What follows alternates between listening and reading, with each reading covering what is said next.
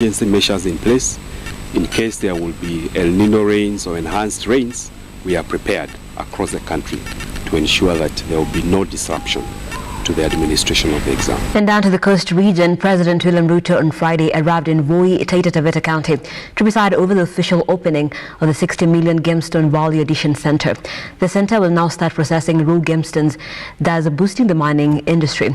It is the only facility in Kenya where value addition of minerals is to take place before miners sell their products. This is expected to earn the country the much needed revenue. Yes. From Kerio Valley, this is copper, sir, and it is not the talk of the town. It is plenty in Kitui County, sir. Oh, yeah, this. Yes, Your Excellency. Okay. Yes, and this is chromite. These booths are with dealers and brokers. They display their wares. We have people who come from other countries. We have foreigners. We have even our local buyers. They come and they trade with the artisanal miners, and they sell their stones. Another function of the gem center is capacity building. So we have a meeting room here, or a training center, where we train young people. We have trained women. We have trained more than 500 women on mining and on gemology and value addition. We train youth groups and cooperatives, and we have also trained young students who have left from 4 to prepare them to become dealers and brokers. So we do that here. And then when you go to this side, we have a strong room with the safe deposit boxes. We do safekeeping for stones for the artisanal miners and miners, because the stones are expensive and we don't want them to stay with them in the house. So we keep for them here at a lower cost.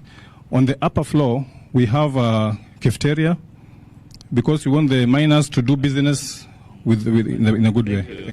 Police in Samburu County have nabbed 263 cartons of illegal second-hand generation alcohol known as Bob Marley at Suguta Marmar. Samburu County Commissioner Henry Wafula said that one person has been arrested following the incident and is held at Maralal Police Station as they wait for enforcement of officers from Kcpe to charge the culprits.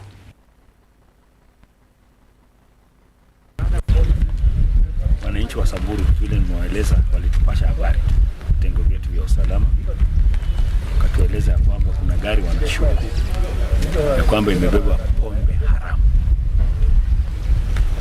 Basi askari wetu wa pale Suguta Marma, ambaye tuko na roadblock yetu kubwa ambayo inakuingiza hapa kaunti yetu ya Samburu, wakawa imara na wakawa chonjo.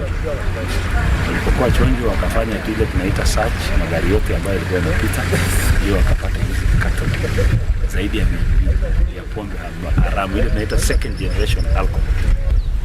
Hii pombe ni mbaya, na mnajua rais Mheshimiwa William Samoei hatari mambo ya pombe, anasema hatari. Nataka kushukuru vitengo vyetu ile tunaita kwa Kiingereza multi agency. Kwa serikali hii yetu sasa hivi tunafanya ile kitu inaitwa one government approach. Tuko na officer care, wanakama DCI, tuko na hospitali wote na vile vitengo vingine vile tunafanya. So mwenye hii pombe tayari ameshikwa na polisi wetu hapa.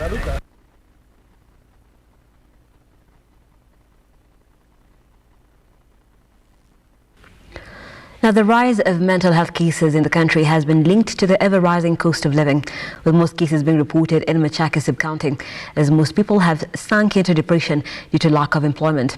According to Machakos County Head of Mental Health, Regina Mumo, it is difficult to treat condition due to most patients going without food and some of them going to the hospital due to fear of being stigmatized. People lack money, finances. I think employment is maybe low or it's not taking place. And when people go to seek for employment and they don't get, then you find even the cost of living is becoming a challenge.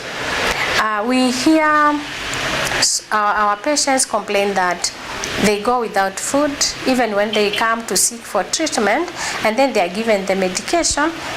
Utapata mtu anasema hii dawa nikipewa nitakula nini ndio niweze kunywa dawa. So unaona also the treating the conditions also becomes a challenge. It is very important in the count of Machakos to incorporate the CHVs into mental health services. Even if they may be doing other services, it is very important for them to include mental health, because if they are trained to talk to the public, we know these are the people who are at the ground. They are just at the community level or level 1, and they are also within the level 2s. So these ones, when they are at the community, we know they know the homes, they know the community very well, they know the homes that have poor suffering, experiencing mental disorders. They even know the families that where the mother, the father have some conflict. Now, local coffee farmers will start selling their produce directly to the Kcpe company, one of the world's largest coffee firms, following the signing of an agreement between the firm and Deputy President Rigathi Gachagua in Rotsela, Belgium. As part of the deal, the Kcpe company pledged to start with the purchase of 700 tons of coffee, a move that will help small-scale farmers boost their income.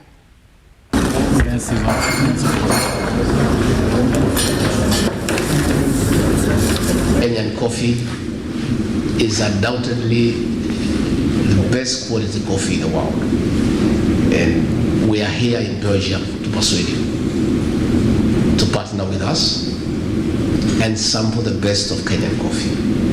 We've just talked with WIM and I've extended an invitation to the Federation of Roasters here in Belgium to come to Kenya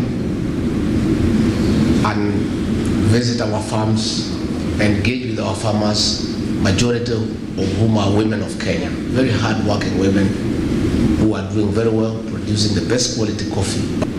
We are trying to connect the Kenyan farmer directly to the consumers. And Belgium, being one of the leading importers of coffee, is our destination of choice. So we are here to seek for your friendship, to seek for your partnership, and I invite you to come to Kenya. I want to say that we are not saying we do away with the middlemen. We are saying we have a complementary approach to marketing. Those who want to buy directly, those who want to buy from the middlemen, they continue. We have a very credible organization, the Kenya Planters Cooperative Union, KPCU.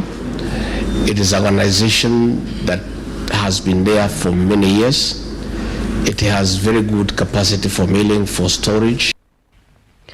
Back in the country, residents of Kambi Sheikh village in Burat Ward, Isiolo County, are up in arms following a move by soldiers from the Kenya Defence Forces School of Infantry, SOI, to halt the burial of a 38-year-old woman following a land row.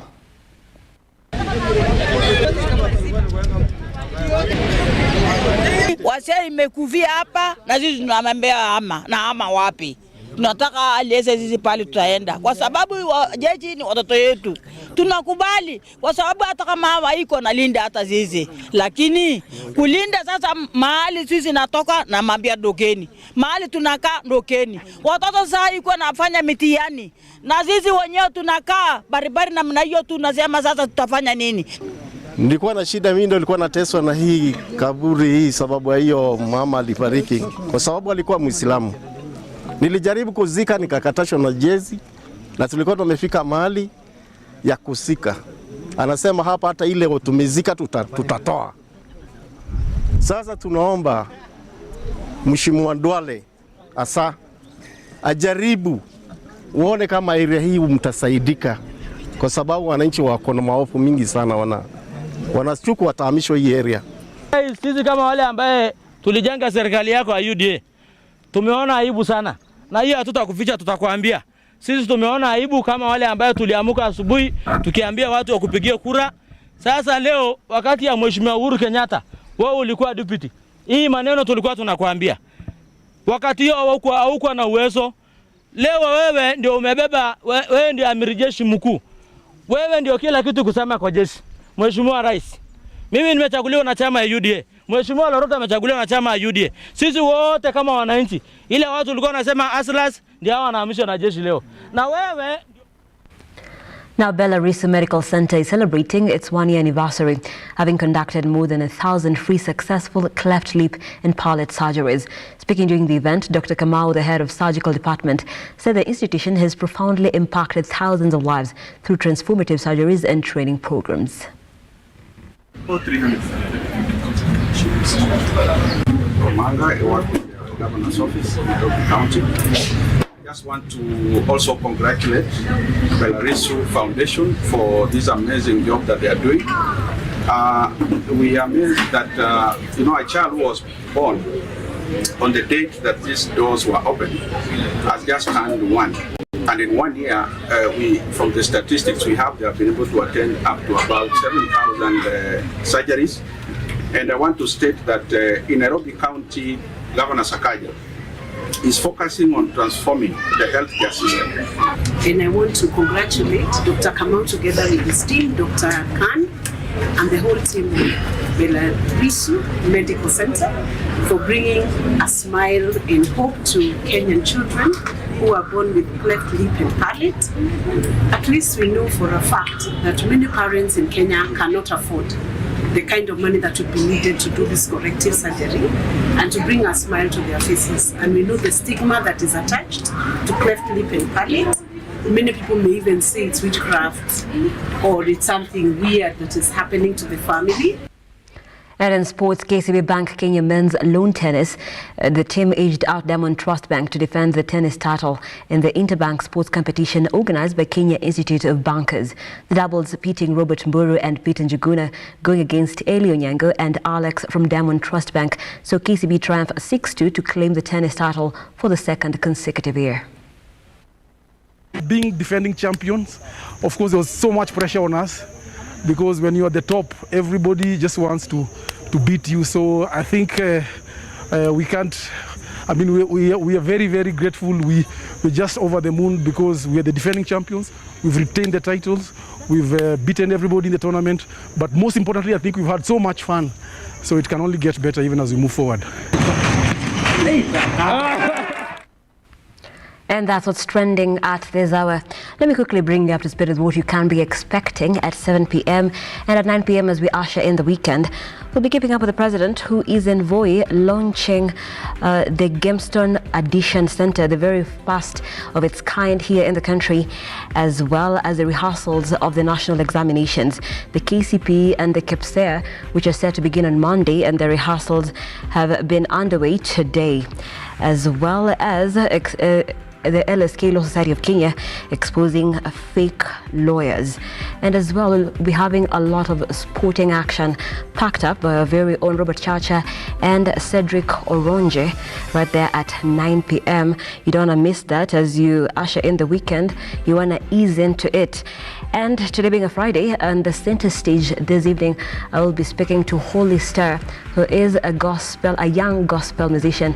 He'll be telling us his journey in the gospel industry, and does it pay? That seems to be the big question. He'll be answering all of that right here on Lookuptv at 9 p.m. But for now,